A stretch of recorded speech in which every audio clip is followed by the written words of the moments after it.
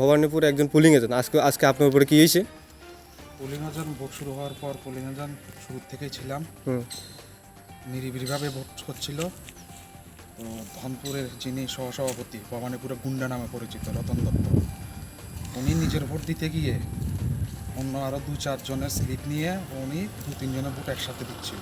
হুম যখন আমরা বাধা দিচ্ছিলাম, হুম ওনার ভাতিজা হুম শক্তি দত্ত, হুম কান্তি দত্ত, ওনার পরিবারের সবজন লোকজন এসে হঠাৎের মধ্যে বাধা কেন দিলাম, হুম আমাদের উপরে লাঠি ডান্ডা নিয়ে আক্রমণ করা শুরু হয়েছে, আমার নাকটা ফাটিয়ে দিয়েছে।